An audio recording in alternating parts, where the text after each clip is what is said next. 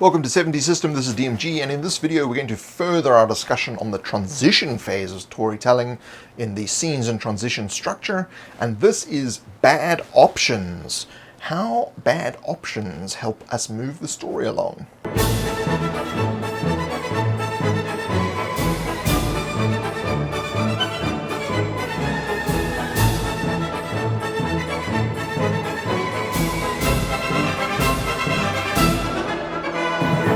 So if you're enjoying these videos, consider supporting me on patreon.com/70system, and if you want to find out when new ones are coming out, click the bell next to the subscribe button after you have subscribed.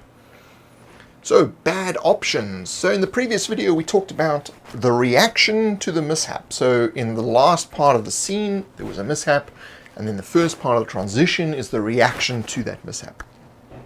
So the reaction is how are we going to deal with what happened.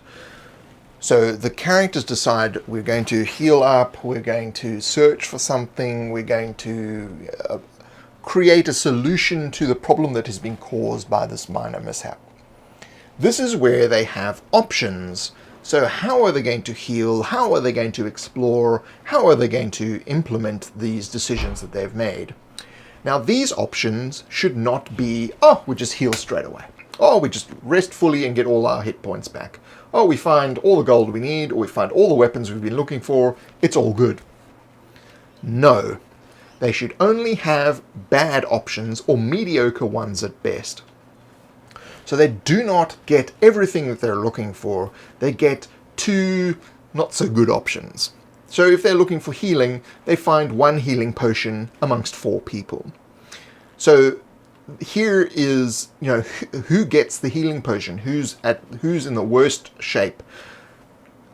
The ideal solution is that they obviously there's 4 healing potions, they all get healing, but that's not what we want. We want the problems to be compounding themselves. We want it to be interesting. We want to create character engagement, and we want the characters as a group to be making decisions that benefit the group as a whole, and that benefit individuals that are less fortunate in the sense that they might be the injured ones or the ones that have lost their equipment or something to that effect, without benefiting always the same characters all the time or all the characters all the time. So these bad options are not negative in terms of they're bad, they're positive, so they have options, but the options are not very good. So again, going back to the healing potion example, 1 healing potion amongst 4 people. It's good because you're getting a healing potion, but it's bad because you're only getting 1 instead of 4. In terms of rest, if they're wanting to rest, you may want to limit it to a short rest because there are creatures roaming around in the dungeon. They don't have time to do a long rest, though, or rest overnight, or there's no door to this room. They need to try and find a room that has a secure door and they can't find one. That is a bad option. So they can do a long rest if they want to, or a full rest, or a thing that's going to give them a lot of hit points. But during the middle of the night, there's going to be an attack. There's going to be something that's going to get in the way of this option. These options should really be choices that a character doesn't really want to make. So the characters don't really want to share the healing potion, but they're going to get forced to do so because that's the circumstance they find themselves in. So this helps to bring out the archetype, the characters of the actual characters themselves. So if this is an evil character, it's going to start to show because they're not going to want to share. If they're a good character, they're going to want to allow someone else to have it even though they themselves need it. These sort of characteristics, as a player, these characteristics should be showing through, and as a DM, this is why you're implementing it. Again, this is a transition is more of a slow point, it's more about emotion. It's more about resolving the situation rather than a whole bunch of combat and everything like that. It slows down the story at this point. Part of this whole scenario is obviously, they're wanting to move ahead. So it's not like the entire transition is just about the healing potions. It's also about them making a decision as to what they're going to be doing next.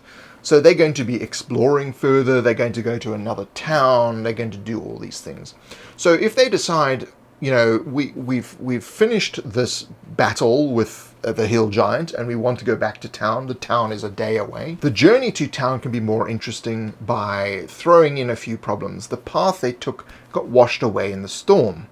Now they have to take a different route. They got lost during this journey back to town and they find themselves in another town. They find themselves short on food and they have to stop because they need to refill up on food, but there's just not enough to go around. These are sort of bad options that you can consider here, and it's not something that can be dictated to you. It's something over time you will learn that you naturally started to do these things as a DM. The longer you've been playing, the more natural this sort of comes. You want, as we've said in a previous video, you want to be putting complications and problems in front of the players because the whole game is about solving these problems and using their characters to solve these problems in order to further the story. So that is why we're giving them bad options, because if they're constantly getting good options, they're not having to solve any problems, all the problems are being solved for them, and that's never conducive to anything that's going to be interesting. Of course, if you want to give them two options that are not necessarily bad, they're just mediocre, that's fine. Not a problem at all. You can do that. Just don't overdo it and don't give them everything they want all the time.